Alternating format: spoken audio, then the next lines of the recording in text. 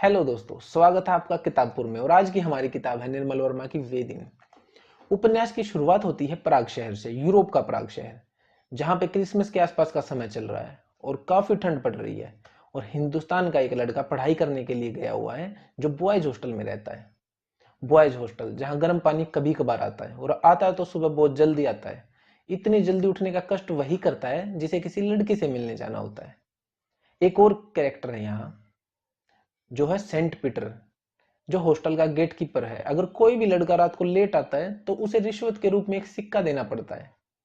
शाम का समय है, अपने कमरे में बैठकर नायक यहाँ बियर पीते हुए ये सोच रहा है, अगर कहीं से नौकरी मिल जाए और पैसे आ जाए तो अच्छे से रेस्टोरेंट में बैठ के वोडका पी जाए।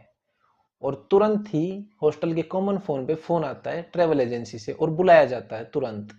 और रात को ही मिलने जाते हैं यहाँ पे नायक। और वहां जाते हैं तो मिलता है एक पैसों का लिफाफा।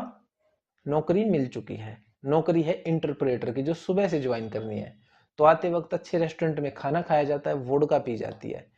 और हॉस्टल आते हुए अपने साथ एक ब्रांडी की बोतल लेके आते हैं, जिसे हॉस्टल में आके अपने दोस्त के साथ पीते हैं, टीटी के साथ। एक और दोस्त है फ्रांज, जो बाहर रहता है अपने फ्लैट पे, जो फिल्म मेकिंग में है। और उसके साथ रहती है मारिया, फ्रांज की गर्लफ्रेंड।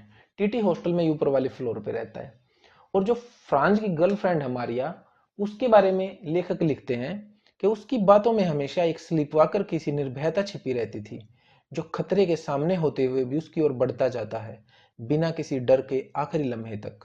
कुछ लोग जीने में भी रफ ड्राफ्ट रखते हैं, एक सजी सवरी कॉपी तैयार रहती है।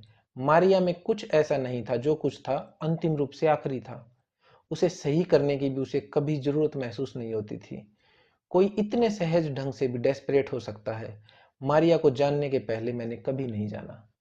ये मारिया है। तो मारिया, टीटी और फ्रेंच, इन तीनों की कहानी साथ चलती है नायक और नायिका के। यहाँ पे नायिका है रायना, जो प्राग में घूमने के लिए आई हुई है अपने बेटे मीता के साथ। प्राग में वो पहले भी घूम चुकी है, अपने पति के साथ पिछले साल आई थी, पर अब वो अपने पति से अलग रह रही है, तो अपने लड़के के साथ अच्छे से घूमने आई है। पिछली बार वो ज्यादा घूम नहीं पाई थी प्राग शहर को। और नायक को रायना के इंटरप्रेटर के रूप में ही काम मिला है। और काम पे होते हुए उन्हें कभी ऐसा नहीं लगता कि वो कहीं जॉब पे आए हुए हैं या कहीं काम कर रहे हैं। ये उनकी लिखी हुई मैं एक लाइन सुनाता हूं आपको, कि किसी लड़की की आंखों को सह पाना, जब वह बिल्कुल तुम्हारे चेहरे के सामने हो और इतनी उज्जवल हो जैसी उस समय उसकी थी, मेरे लिए सदा असंभव रहा है। तो इससे आप फीलिंग समझ सकते हैं।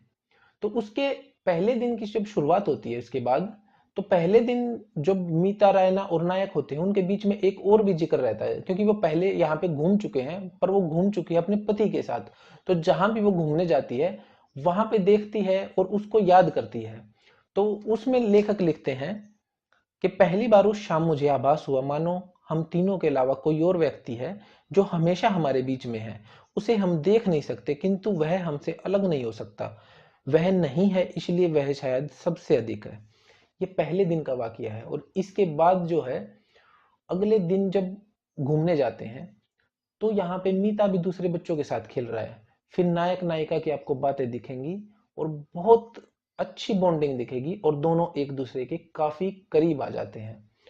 और साथ साथ एक और कहानी भी चल रही है, फ्रेंच और उसकी गर्लफ्रेंड की। पर एक वाकया है, यहाँ पे जब दूसरे दिन घूम रहे हैं, तो लेखक कई बार रायना नाम बोलता है। और ऐसी जगह पे रायना नाम बोलता है कि उसे बस अपने कानों तक सुनाई दे, और ये सुनिश्चित करता है कि और किसी को सुनाई ना दे। ये बड़ा अद्भुत है। ये आप किताब से गुजरोगे तो आप उसमें तैरते चले जाओगे, उसमें आपको बहुत और भी अच्छा लगेगा। ये जब आएगी, जब नायक यहाँ पे बोलेगा रायना नाम, तो बड़ा अच्छा लगता है। और वो ये सुनिश्चित करता है कि रायना को भी ना सुनाइए। और साथ साथ कहानी चल रही है फ्रांज और मारिया की। फ्रांज अपने देश वापस जा रहा है प्राग को छोड़ के, और मारिया का वीजा नहीं लग रहा है। और दोनों दूर हो रहे हैं, फिर भी बिल्कुल सहज हैं, उनमें कोई बेचैनी नहीं है। यहाँ पे नायक अपने दोस्त टीटी के साथ बैठकर बात भी कर रहा है कि मारिया ऐसी लड़की नहीं है जो फ्रांज के साथ रहने के लिए या वीजा के लिए उसे शादी कर ले, अपनी जिंदगी का इतना बड़ा डिसीजन ले ले। तो कहानी क्रिसमस तक चलती है। अंत आपको स्वयं पढ़ना है। ये बता देता हूं कि कहानी उदास नहीं करेगी, आपको एक ऐसे भाव से भर देगी, अब बहुत एकदम हैप्पी मोड में लाएगी आपको। और आपको ऐसा लगेगा कि निर्मल वर्मा की एक बार किताबें मंगाकर सारी किताबें एक बार में ही पढ़ ली जाएं। और अच्छी किताब है, जरूर पढ़ें और पढ़ते रहें। मिलते हैं अगली बार नई किताब के साथ।